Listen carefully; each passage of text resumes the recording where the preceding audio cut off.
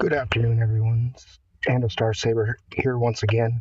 Now I'm going to go over a brief tutorial during my break at work to go over the Territory Battles event and how to maximize your contributions every phase, ways to go about it systematically to ensure that you're doing as much as you can to help the guild move forward and get as many banners as possible. So first of all, going to guild event. It's very important when you go in to do a little recon first. You always want to look and strategize how you're going to attack the phase. Now, firstly and foremost, you're going to have to take a look at I would put the prioritization on your space battles. That's the thing you want to tackle the earliest. One of the main reasons behind that, most specifically, is when you look at the squadrons that are available to you out there, if you fill these up, it will show you specifically the areas affected. Well, okay, actually it's not so much here on the Rebel side, but on the Imperial side, it's often the same stuff that you use the same day. In fact, that will be the case, I think, in later squadron situations. And I would say you always want to put as much prioritization as you can into helping your guild complete these platoons and squadrons every chance you get. Now, each one of these things by themselves, they add 140,000 territory points. Now, multiply by 6, that adds up to quite a bit as far as getting that star is concerned. Now, after that, the next prioritization is going to be knocking out the combat mission. The combat missions, when you finish at the max level, they do a whole lot here, like 300. Cheeky Spar, for instance, just got herself 371,000 territory points by completing the combat mission successfully.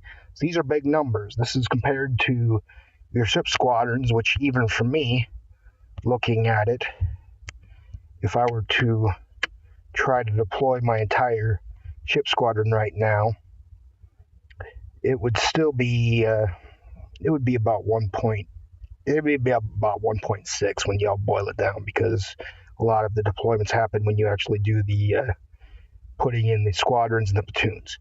Now, one thing you want to consider when you're going into these squadrons and platoons, you also want to make sure that if you got a big roster, you're not throwing the easy to acquire ships in some of the spots when there might be harder to acquire ships that you have that others do not. So I'm looking around, for instance, for a Houndstooth. Good. Not a lot of people have that at 7-star, so I want to make sure I jump on that. I want to look for any Millennium Falcons. See, 6-star. I have a 6-star Millennium Falcon. He'll be 7-star pretty soon, so I can actually do some help in there as well. So now I'm looking around some more, just in case there's any of the more obscure ships. Ebonhawk, that's one that I can do that maybe not everyone else can. So I'm going to go ahead and fill that right now. And then once you've verified that you've hit most of the obscure stuff that not a lot of people have, then you can move on to the stuff that whatever's left there. So now, I always recommend when you go through these, try to get a balance out, so you do about 5 and 5 if you can, close to it, give or take. 5 light side ships, 5 dark side ships. 5 isn't too many that it actually takes away from your main roster that you're going to fly in the combat mission necessarily, but it unburdens other people who are trying this to allow them the opportunity to save some of their light side assets as well. So I'm just going to go ahead and just slap all these in. You can see there's a pretty decent balance. Maybe a little light side heavy. That's probably okay. That frees up others who need stuff to try to use them for the combat missions. Because when it comes down to it, I have probably one of the most robust fleets in all the guilds combined. That's something I've spent a lot of time on. So I have a lot of different choices when it comes to what I want to bring along to the table when I do it. So now, very important, if you have both Millennium Falcons, you want to set them side by side to differentiate which one. I wanted the main one of my main line up there. I was setting my Biston's U-wing up front, get Biggs in this lineup because Houndstooth is not available to you. Put Ghost and Phantom in your back as well as Cassian's Ewing, and then you can kind of choose from there. We'll go ahead and put the Ray and Finn Millennium Falcon in the back. It won't ever see the light of day. These will all be dead and buried before I even get to that stage, but that's okay. So we're going to go ahead and just beat out this combat mission.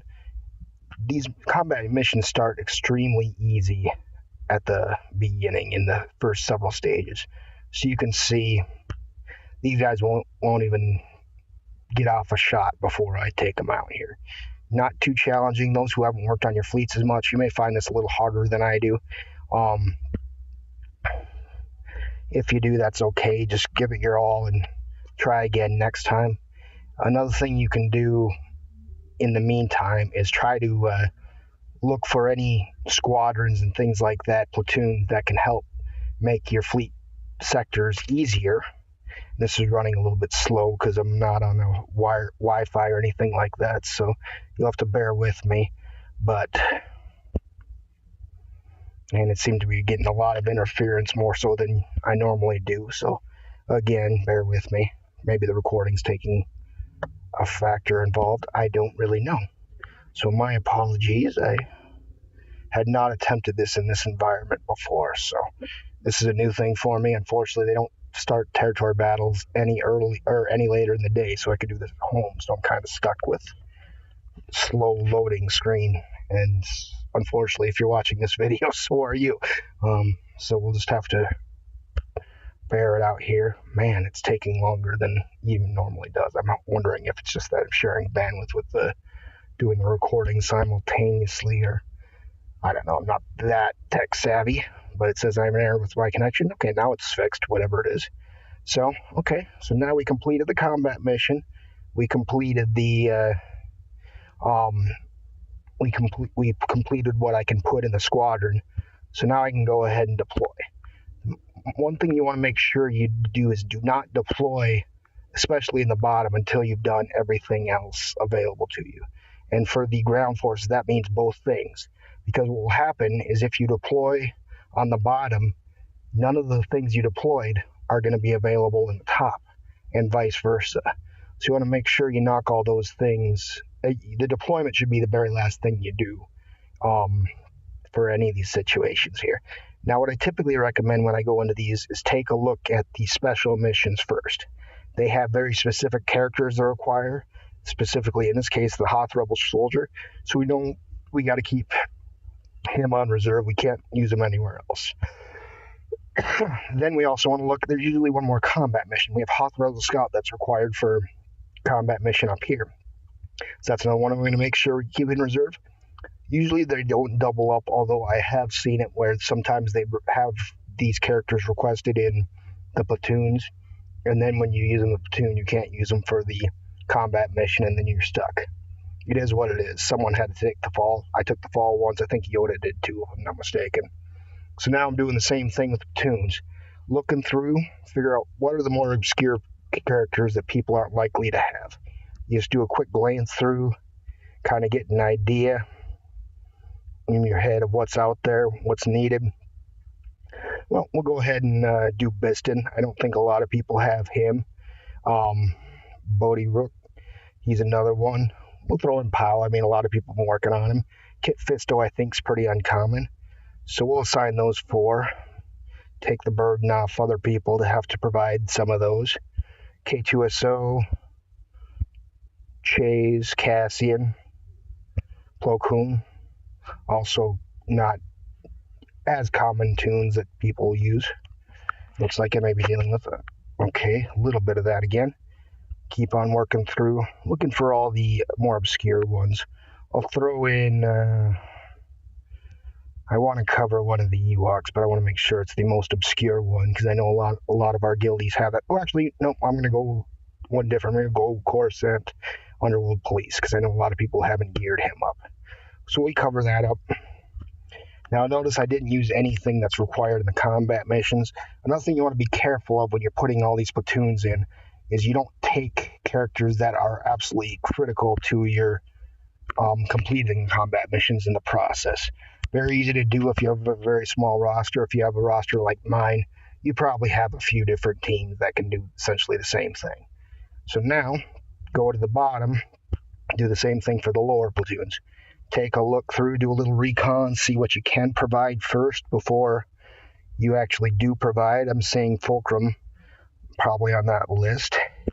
Maybe some Phoenix Squadron. Definitely want to add one there because not a lot of people have him. The name escapes me right now, and it's not that important for me to check right now, so let's go ahead and... I know it just slips from my mind sometimes. One of these things people don't realize is when you're talking on the fly and trying to rattle things off the top of your head, sometimes you just struggle with remembering some of these things. So you just kind of play it through because you don't want to go shifting around just to do essentially the same thing. Now we'll go ahead and cover some of the Ewoks, Jyn Erso. Again, I'm shooting for more rare Ewoks at this point because I know they're not everyone has those, especially since I've been doing roster reviews. Logray, he's definitely one of those. I'm going to go ahead and knock out some of these Phoenix teams, not because it's necessarily that rare, but for people who are newer to the game, Phoenix may be one of your best combat mission squads. So in my case, I can afford them. No problem. I give up my Phoenix, hardly the end of the world. And we'll take one of the Fulcrum slots because not everyone has her leveled up, I understand. So, and for good reason. She's never been super useful. She's always been good, but never great for this game. So now you've covered all the platoons, you know what the combat missions are. Now let's go ahead and do it. Now, important to realize with this particular special mission, it says light side Hoth Rebel Soldier. You think because it says Hoth Rebel Soldier, it would require rebels, but it does not. The wording is very important there. Whereas here, you see rebels and Hoth Rebel Scouts. That's something to take note of. So when you set up down here, you want to make sure you don't eat up all your rebels that you might need here. So I'm going to go ahead and do this one first since it's the most restrictive. We're going to go ahead here. This team is a guaranteed auto win for Phase 3. I've geared it up. Don't have the best mods on right now, but it's really not too difficult. So I'm just going to go ahead and just open it up. Hopefully it happens sometime today. Hit auto and just run through it real quick. It's really not too difficult when you got a very built-up team you bring to the table. If you're sitting around Gear 7, Gear 8, Gear 9, these can be a lot more difficult. I do not suggest, especially in the later missions, that you auto everything, even if you have Gear 12. But here at this point, I can go ahead and makes it easier to talk to you too and talk about things that come to my mind. Now, with these, on auto, you typically don't prioritize the Imperial probe droids. If you knock a little bit of health off and they get a turn, there's a chance they can explode on you. If you're Gear 12 with a team like this, that's at least a fairly recent meta, no big deal. It'll take the punch and it'll keep on punching back.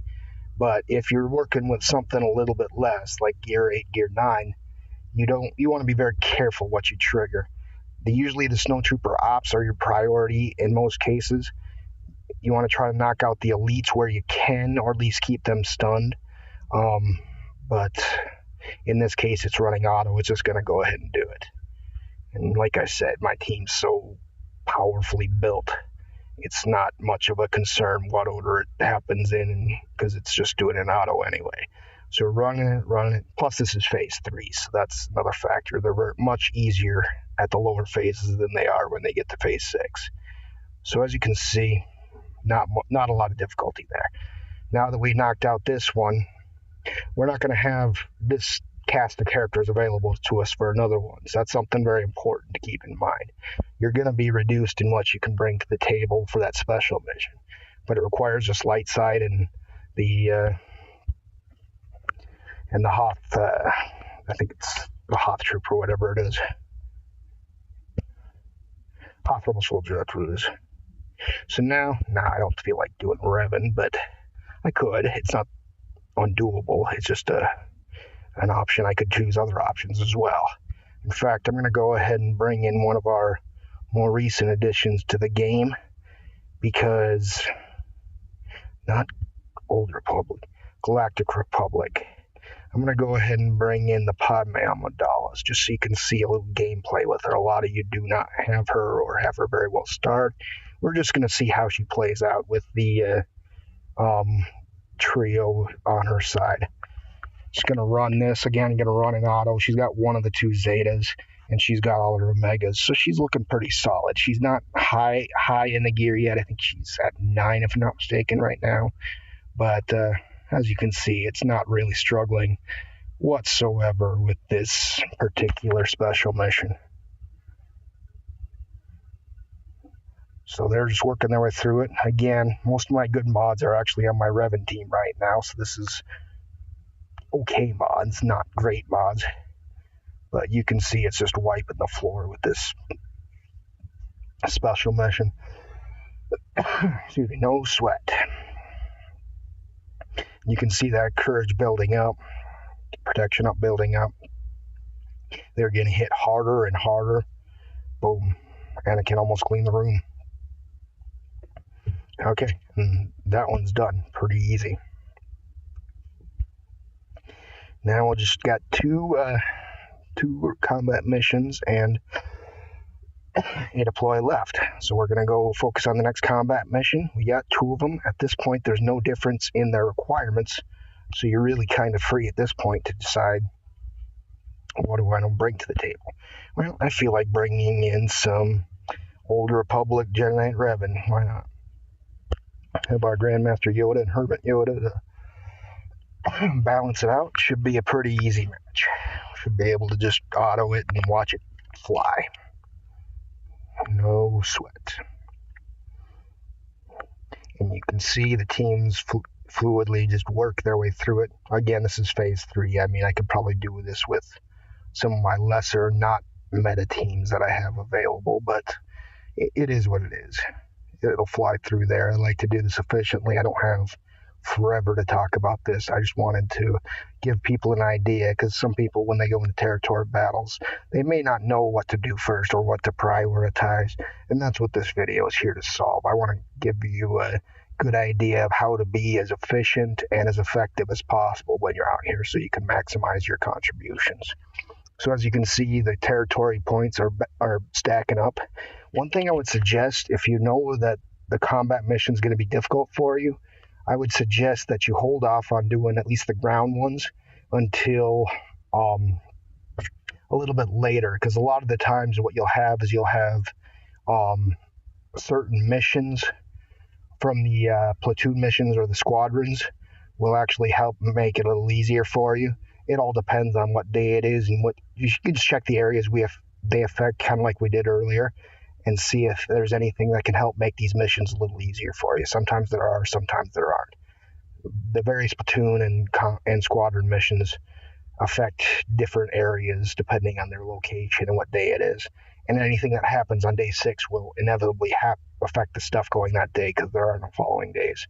So that's one day I definitely recommend. Hold off on your deployment, hold off your combat missions if you think you don't have them locked down until a few of those platoon missions and squadrons are knocked out, so it turns out a little easier for you.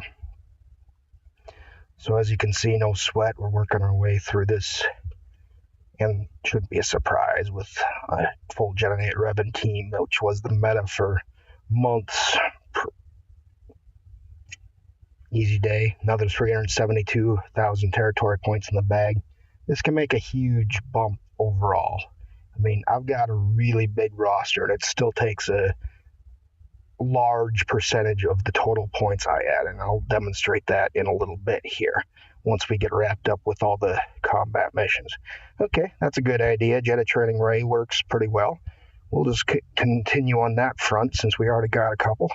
We'll just make it a droid squad. Should be pretty fluid. Then all the droids at all that speed to BB-8. This should be a very fast team. And I think I haven't even put the mod. I think I took all the mods that I had on from this morning when I did the Rook AT run and just stripped them. So this is a lot of naked Gear 12 will grant you tunes with things that don't have any mods right now. So as you're watching this, clearly you don't need to worry about them modding too much, because it's once you gear it enough, it'll sail right through. And that'll be the case this time. L3 and T3 still have their mods, so they're able to go through no problem, but you're getting an idea. Obviously, it's a very good team. It doesn't need you don't need to have the god mods of the arena to make this work for you.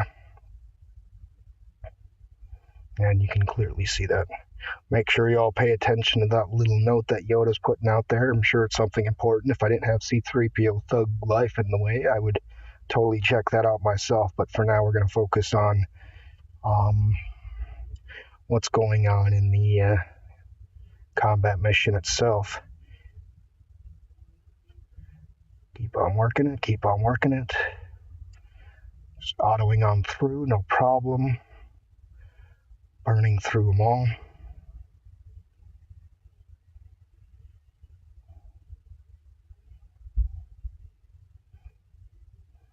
As you can see, no sweat. Hopefully this doesn't take too much longer. I'm at work right now, so I can't be sitting out here forever. But not a lot going on right now, thankfully, so I thought I'd try to take the opportunity, give you guys a little bit of a 101 for territory battles. So if you're confused as to how to best go through it, you have a little bit of pointers in the right direction. Yeah, like I said, despite the lack of mods, I don't see this being a big issue, getting through pretty quickly. Up to 280,000 now for our final encounter. Only one elite. Yeah, this is going to be cake. Not even concerned with the mods. And this is also one good plug for L3 as well. Awesome tank. A lot of people don't realize it. It's something that health builds up and pretty much keeps a taunt up almost non-stop and counters when she's attacked. Very good tank. I mean, don't drop everything you're doing in your rosters if you got something that's leading to a more important milestone. But definitely, if you got the resources available to put towards her, I definitely recommend throwing a few here and there and trying to build her up. She's an excellent tank. I get a lot of good use out of her. So now, we've done, I would do one last check through to make sure that you've completed all your combat missions. You can see it's marked as complete if you can't go in anymore. Check these to make sure there's no red dots to see if you haven't put any tunes down. Complete. No red dots. Okay. So now we're going to look and deploy. Now look for if someone's decided to command top or bottom. That can be very important. Right now we have none, and at this stage in the game, it's probably not too important. I'm going to go ahead and deploy in the middle, because that's the one we tend to deploy or tend to fill second. And I know my roster can make a pretty big dent in all of that. So I'm going to go ahead and drop my big squad here and go a little bit quickly over the breakdowns of the way the territory points work. So now I'm going to go ahead and look at phase 3, which we just did today. So phase 3, you can see I put in about 6.2 million territory points overall. Now the first thing you got here is the GP deploy. A little under 4.8. That's where my roster size is right now. So I did a pretty big chunk out of that. But that means I also have a pretty big chunk that did not come out of that, about 2.4 million. That's something to keep in mind here as you go. Or actually, I'm sorry, 1.4 million. That's my math off today. But still, it's a pretty big chunk. So that means the rest of that came from combat missions and the platoons as well. And the platoons don't count towards your territory points on your own record. So if you fill a platoon or a squadron, it'll add to the guild's overall. But it won't necessarily be counted towards your totals, because you don't know if you're going to be the person who fills it or just the first person who starts plugging things in there. It doesn't really differentiate there. So it's very important. I want to make my plug for getting done these combat missions, these special missions, and platoon missions. Don't focus on the special missions if you don't have enough to fill all the combat missions. The combat missions get us more bang for the buck. The special missions get us either shards or currency. Now, it all depends on your roster size, what you got to work with, but you always want to try to make the best use of your resources that you have available. Now, everyone's roster is different. I understand that. You're not all going to be able to put in what I do. That's okay. Work with what you got and try to make the best out of what you got. Now, there's only so much you can do for your roster size, but beating these combat missions can make a huge dent in bridging the gap between where I am and where everyone else is in the grand scheme of things. So I want you to keep that in mind, be as efficient as possible, try to beat as many combat missions as possible, and do good things for us. Everyone has a nice day until later.